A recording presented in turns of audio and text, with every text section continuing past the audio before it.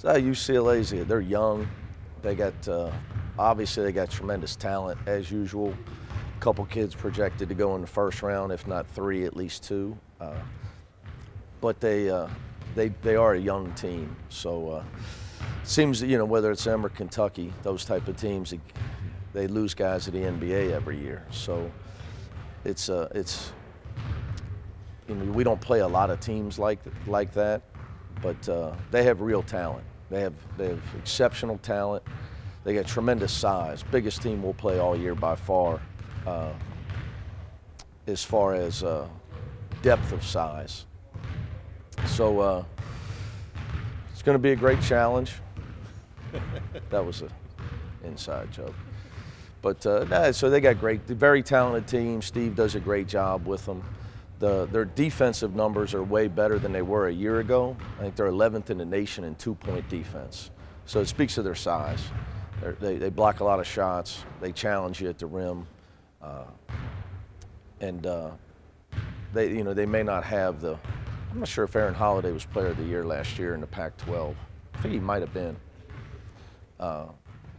They had two older guys who were really good last year, in Holiday and Welsh. But I think they're more talented overall this year. They're just younger, but they present a lot of problems.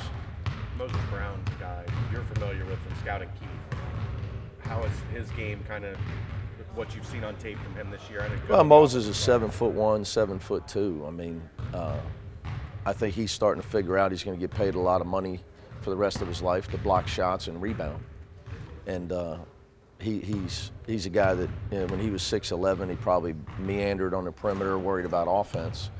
He's done a good job of growing up, getting stronger, and Coach Alford's got him around the rim, dunking on people and blocking shots.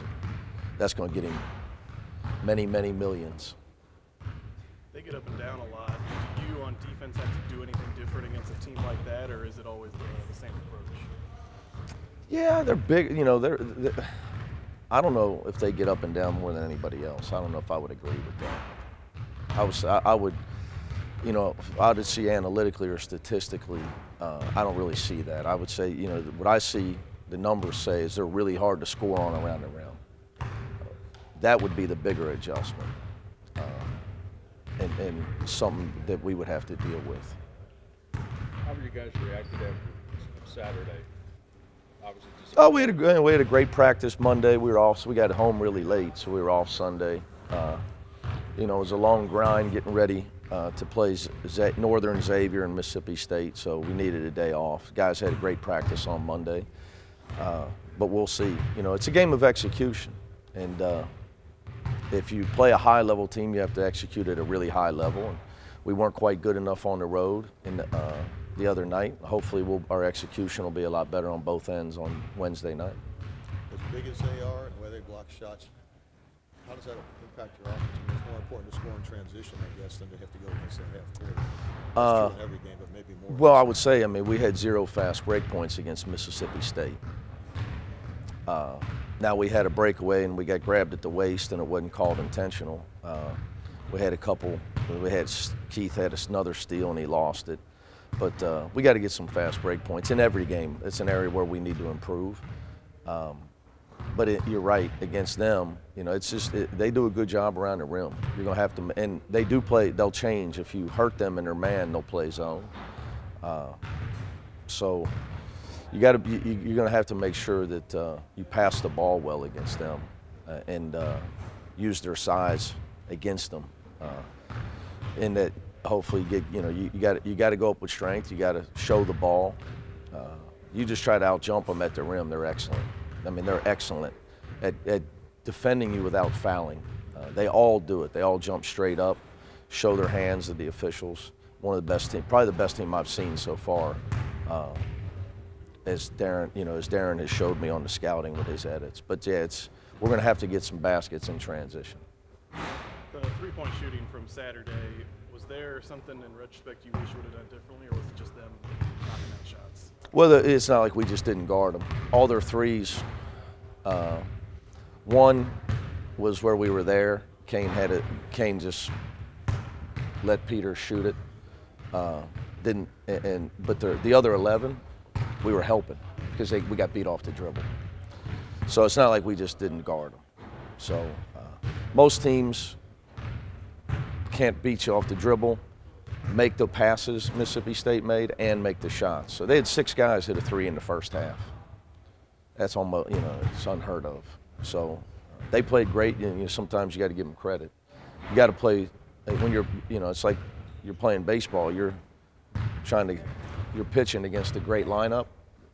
You make a few mistakes, you get beat, and that's kind of how it was. It's one of those, they're one of those teams. All it takes is a mistake here or there, and they hurt you.